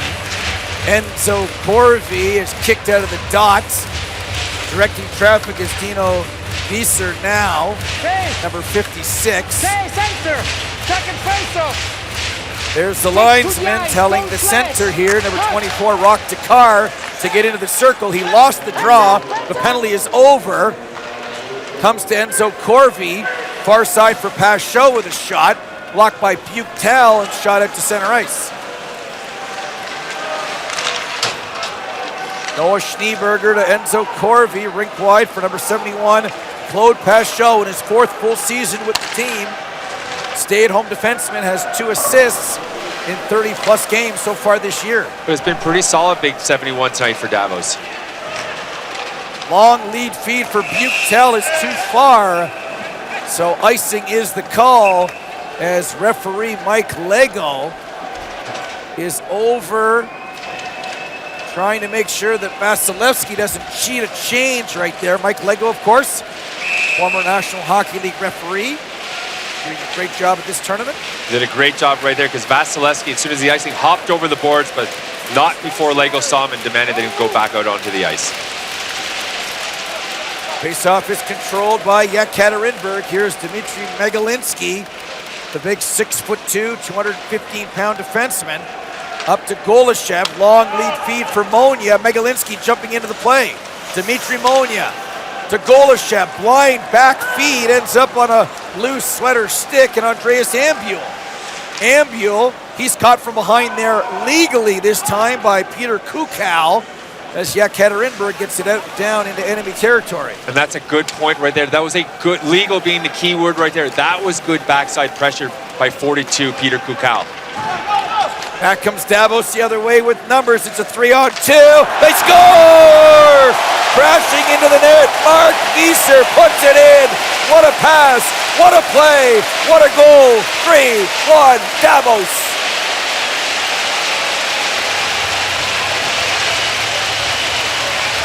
It all starts right here. The long pass, Sven Young. This is Davos hockey. Look at that long stretch pass.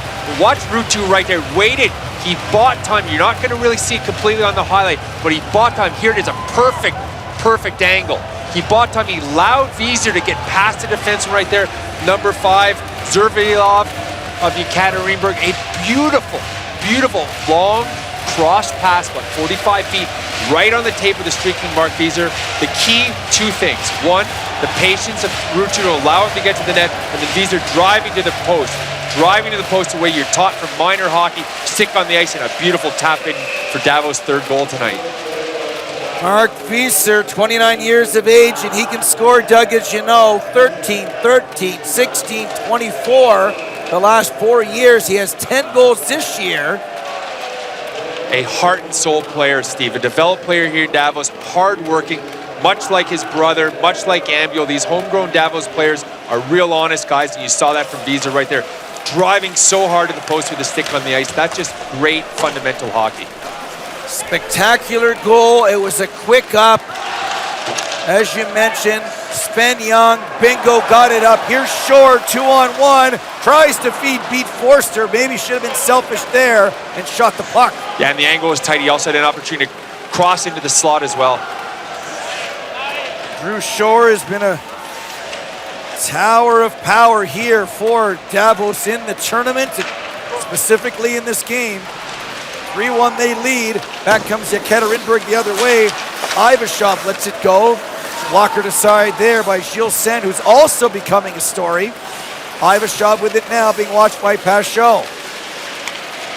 Ivashov turning in the corner, looking for cycle support. Gets it there to Volkov. Shot from the point, fired wide by Zravlyov. He was the guy you mentioned was beaten on the Visa goal. Here's Volkov, losing it. Chiaroni can't get it out. Reversed there behind the net by Noah Schneeberger. Picked off once again by Volkov. He's got a man, Ivashov, in front of the net. Volkov right in on goal, and he fires it wide, but he draws a penalty as with under 15 to go. Great work there by Volkov. Hard to the net, and to the box goes Schneeberger. And the slash was obvious. The traffic was building up in front of Dominic Schneeberger, who's been a strong presence for Davos, but watch him right here. There comes the slash. You can't get away with that. Right here on number 23 on Yekaterinburg, Konstantin Volkov, the slash as he was crossing through the slot area, now puts Yekaterinburg on the power play.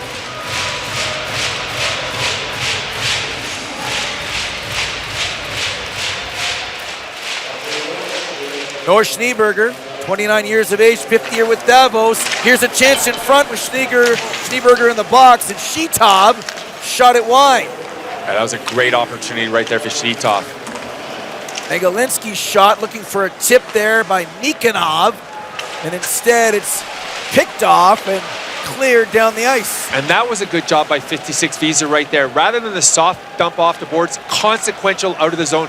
Good dump out for Davos. Artem Garayev tried to get it over to Nikonov.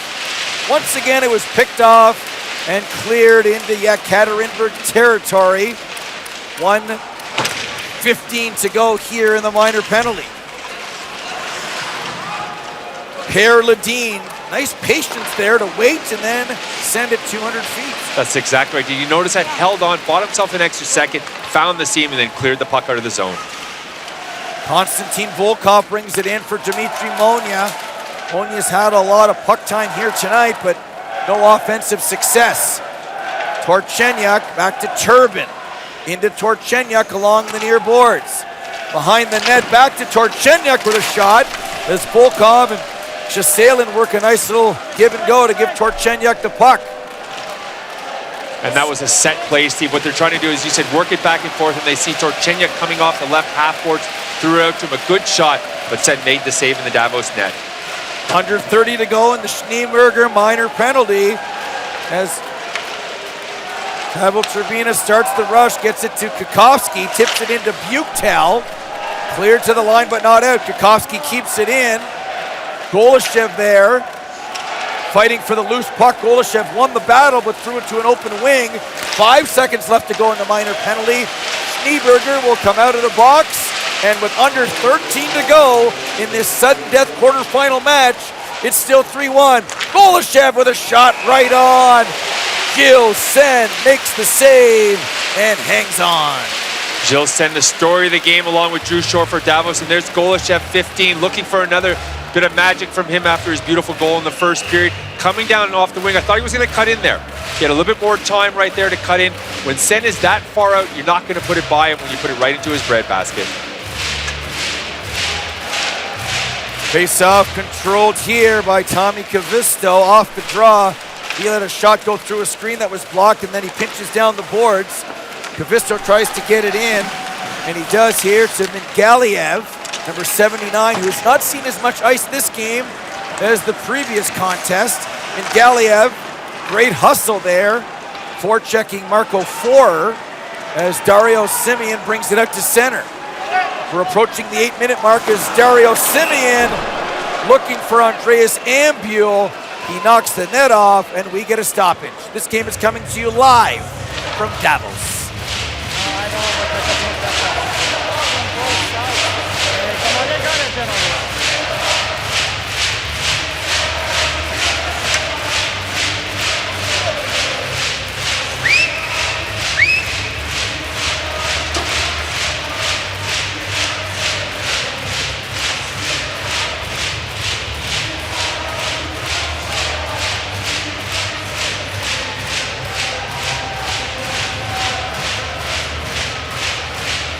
Well, I guess I committed a faux pas because I thought Denis Mingaliev did yeoman's work on that back check, but apparently not. So he's getting a holding penalty, and Davos Doug goes back to the power play. There they go. Keep an eye out here, right here. Corby playing on the left-hand side, number 70. The puck is going to be funneled off to him. They like to use him for the one-timers. Schneeberger, also 32. This is a power play where they're going to try to get shots in from the blue line.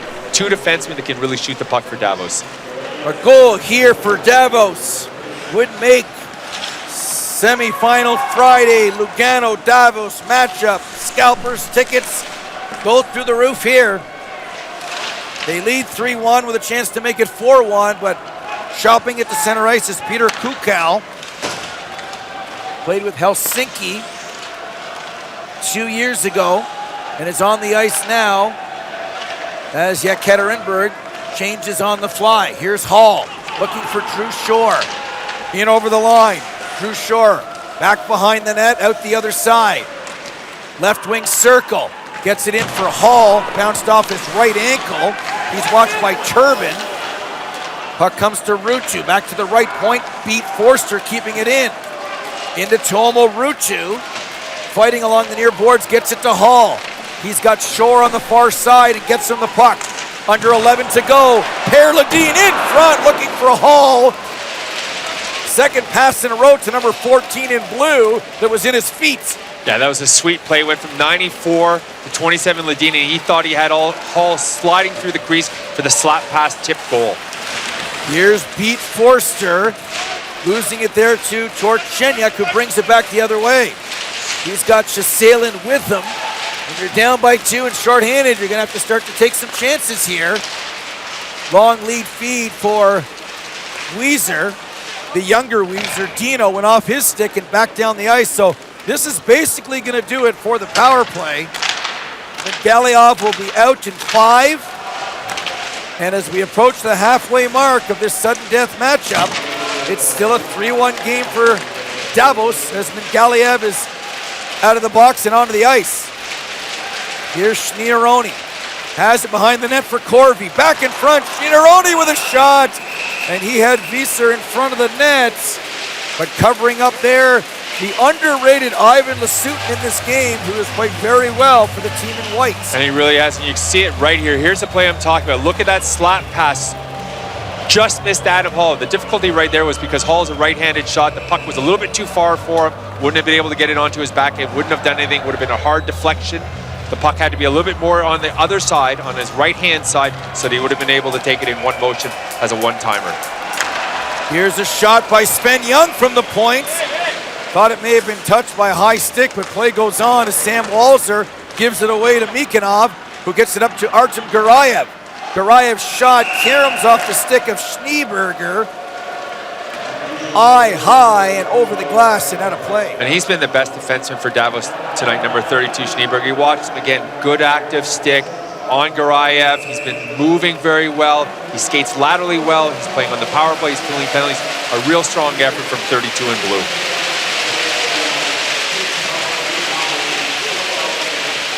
.39 to go. Canada against Minsk here Friday, 3 o'clock local time. That's 9 a.m. in Toronto, 6 a.m. in Vancouver. The winner of this game will be in the semifinal against Lugano. Doug Shedden's team also having a so-so regular season, but has performed, Doug, very well in this tournament. Here's Mikanov in over the line, lost the handle. Walser on the back check, and out comes Andreas Ambule, who gets it in, gets off as the clock goes tick-tock. And that's what I'm going to be looking for from Davos. You see how smart that play was? Instead of overhandling the puck, gain the red line, smart dump in, and allowed a fresh change. 5 new skaters out for Davos. What a storyline we could have in goal tomorrow. Elvis Merzlikins for Lugano against Gilles Sen here of Davos. Oh, the matchups. Team Canada against Minsk.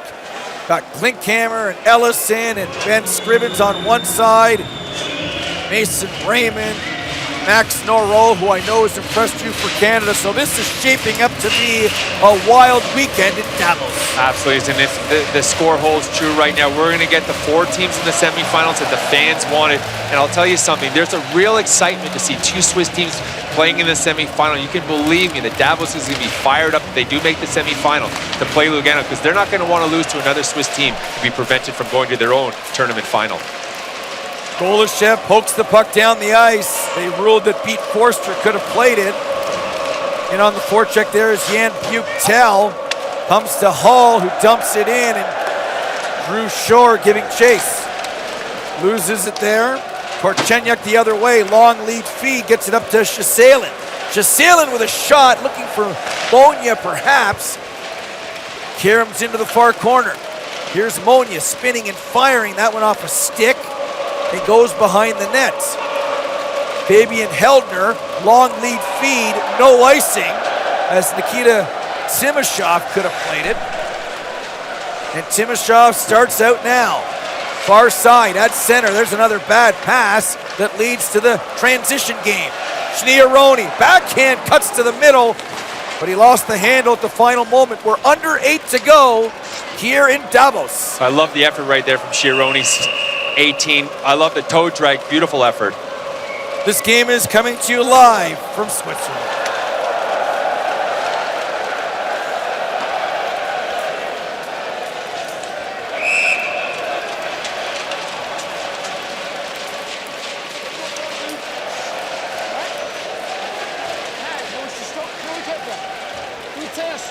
Defense, stick. Thanks, was a bit late.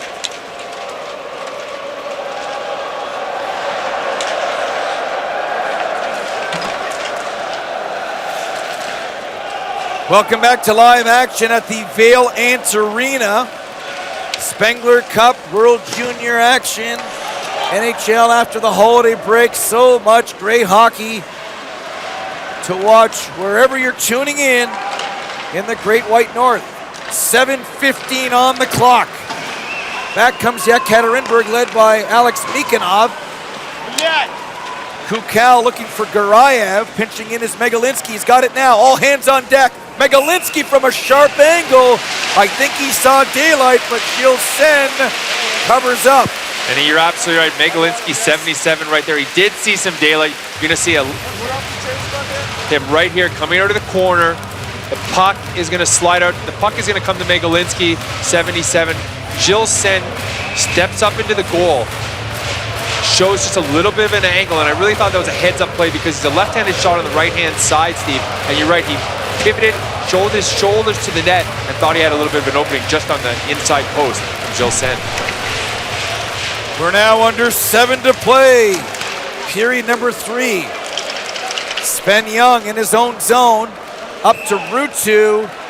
I thought it hit the glass. It must have hit above the glass and off the netting. So we'll get a stoppage here with 6:48 to go. That's exactly what happened. We need to see more from Jan Buchtel, 47 for Yekaterinburg, along with Rock Takar, number 24.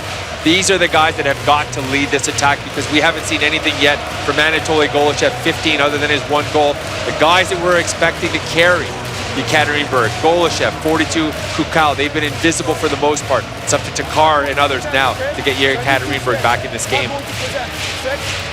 Gilles Sen, 3rd year with the team, first as a starter, playing perhaps one of his best games, all things considered, in a Davos uniform. Sprawls on that loose puck, taking no chances with those cat-like reflexes, so that knocks off almost 10 seconds. We're down to 6:37. Yeah, you're right. From just talking to some people here during the intermission, they think he's looked as good as he has all season long. There's been some issues about whether he struggled since assuming the #1 role, but he has looked like a legit starter this evening. Mentioned off the top, 12 teams in the Swiss National A League. 7th overall is Davos at 15, 16, and 2. Teams want to use this event as a springboard, whether, as we mentioned before, the storylines of players like Devin Setaguchi, who played here last year and are back in the NHL, or from a team perspective to get your game going to compete hard for a championship. Well, exactly, and that's what Davos is certainly looking to do. They are healthy now for the first time. Like Lugano, both teams had a tremendous amount of injuries during the first half of the season. That helps explain why they've underachieved during the regular season. Healthy once again, and both teams will look at this as a springboard into the second half of the Swiss calendar. This is the 90th edition of the Spengler Cup. The 91st edition will precede the Winter Olympic Games in 2018. As the puck comes to the line where Megalinsky pounces on it. 5.5 minutes to play. Megalinsky backhand attempt. Mikanov was there. I don't know if he got a stick on that one, Doug. So it looked like the puck was coming to him. He almost slapped at it and missed it. You can see afterwards slapping his stick on the ice again, checking his blade. Artem Garayev, who's been quiet in this game, to the big Mikanov, to Garayev, right in on goal. Oh, what a save by Gilles Sen from point blank range. He didn't let that one go through him. Back comes Davos the other way. Centering feed goes off a stick and out of play. Gilles Sen saves the day again. And that was a save on number 16. Look at Mikanov right here, 8. You're going to see the puck come sliding through. There's Garayev, 60. Watch it. Came out, but Sen had virtually no time to adjust. But you see how quickly went into the butterfly, and it's always about his eyes. Watch his eyes trailing the puck. Perfect position and made another outstanding save. Gilles Sen, the story of the game here for Davos. 5:07 to go. Face-off won by Davos. Shot from the point there by Marco Forer. He was looking for a high deflection, didn't get it, and it's brought back the other way by Rock Dakar. Backhand dump was trying to find Peter Kukal. Instead, it ends up on the stick of Jan Buktal. Anatoly Golashev, the Islander 4th-round pick last year, goes to the front of the net. Watch the puck. Scoots by him. As time is now a factor. Here's Kukal. Back to Vasilevsky with a shot. Save! And hung on once again by Sen. As his confidence is growing, the clock is winding down, and the chances of an all-Swiss semifinal, it looks like it's going to happen. And look at the focus again from Sen. The shot comes from Vasilevsky, 93 on the Yekaterinburg blue line. Heldner, Buktel in front, 47 white. But you see him watch the puck. Even with traffic, the eyes never left the puck. Another outstanding save in the Davos goal.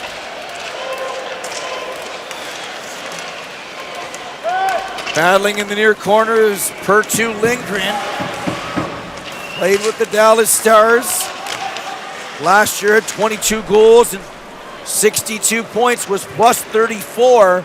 So he can put up some numbers as the puck just bounces by him. And Dmitry Monia chips it in. 4 minutes to go here in the third period as the puck is controlled by Ruchu. The former Blackhawk has it behind the net. Wanted to leave it there for the older Wieser, Mark Wieser, but it rolled off his stick. And starting out now is Nikolai Timoshov. Fans are clapping, building continues to buzz as Timoshov gives it away to the wrong guy, Drew Shore. Luckily for him, however, reinforcements arriving as the puck almost came to Adam Hall in front of the net. Pierre Ledeen in after it. This line, Doug, has been so good. 94, 14, 27. And they will be a handful for Lugano if they play tomorrow like they are tonight. They really have been a real nice blend of strength in Adam Hall and skill with Ledeen and Drew Shore. Here's Mikanov right in on goal to the backhand. But there's no way Gilles Sen is going to let a shot like that beat him at this juncture of the game. as we're under 3 to play here in our second quarterfinal matchup. Megalinsky with a shot. Karam's all the way around the boards and out the other side. Now dumped to center by Pete Forster. Gets it over to Greg Schiaroni, in for Enzo Corvi. Corvi killing the clock, cycles it into the near corner. Brought out again by Dino Wieser. Here's Schiaroni. Kakowski is all over him. Schiaroni will rag the puck there all day. If Yekaterinburg stays in the box +1, that's fine as far as Davos is concerned. Jan Buchtel tried to feed his man, Rock Takar. That didn't work. And now Kakowski has it at center. In over the line. Mikhail Kakowski lets a shot go that's weak and wide. Puck comes to the side of the net. And another save from point-blank range on Anatoly Golashev by number 91, Gilles Sen. We've got exactly 2 to go. Look at right here, number 8, the big fella you like, Alexei Mikhailov. Look at him sliding, cutting, doesn't skate well at all. Protects the puck pretty well. He was almost in slow motion right there, but look at how well Sen kicked out the left pad to make the save twice. And then the puck just slid past the post. But it was funny, he came in, it was almost like he was gliding in, but still managed to cut through the slot. Sen stayed with him and then made the nice pad save. Puck is scooped out to center ice where Andreas Ambule wants to track it down, Doug, but it's gone for icing. It does knock a few seconds off the clock, and we'll do it again with 1:51 to go. Why doesn't Yekaterinburg pull their goalie Lasut now? And that is a question that we've been asking about Russian teams since we started watching them play in the 70s. There just seems to be some kind of an institutional reluctance of Russian coaches to pull the goalie. I've always thought it's because they're afraid of taking a goal against and having the score look different. So in this case, a 3-1 loss looks better than a 4-1 loss. Monia from the point, his shot is blocked. Comes to Dario Simeon. He shovels it into the corner where Ambule goes in after it. Simeon and Ambule are in deep. Beat Forster, or make that Schneeberger pinching in down the right wing boards. Here's Dario Simeon behind the net. Leaves it there for Ambule. He's checked by Timoshov. And the puck scoots out to center. $1:15 to go here in regulation time. Davos 3, Yekaterinburg 1. Winner plays Lugano in the second semifinal tomorrow. Good luck getting a ticket, but you can watch it right here on TSN. Team Canada in the afternoon, local time, will take on Minsk in a round-robin rematch. We're under 1 minute to go in period number 3. Here's Shitov to Mikanov. Gets it to Kukau. Fabian Heldner is there. Tries to get it out, falls. And there will be a penalty on the play. And as we say, that should do it. Kukau doesn't like it. Good night, Irene. Davos will go to semifinal Friday. And we talked about it in the opening. Are penalties going to play a role? Well, they certainly are here because this pretty much eliminates any chance at all, this Kukal hook, of allowing Yekaterinburg to get back into this game. They would have required 2 goals anyways in the last 35 seconds, but the chances are virtually slim to none of them doing so now with a penalty kill.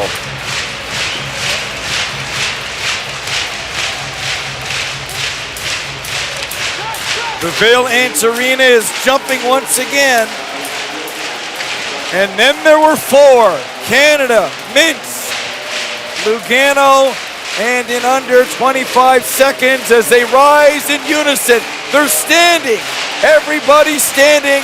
We'll let the crowd here at the Vale Ants Arena take it home. It'll be an all-Swiss semifinal on Friday. This place is hopping.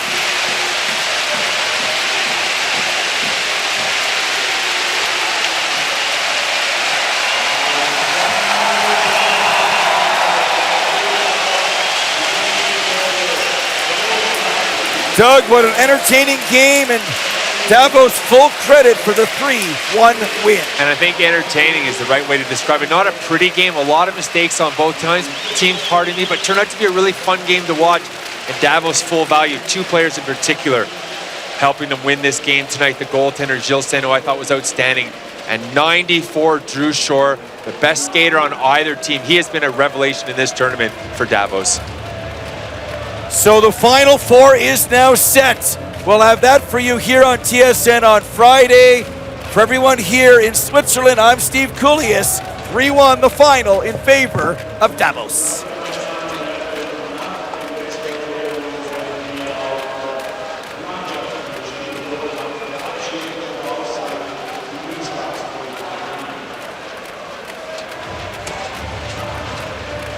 I'll be right back, Phil.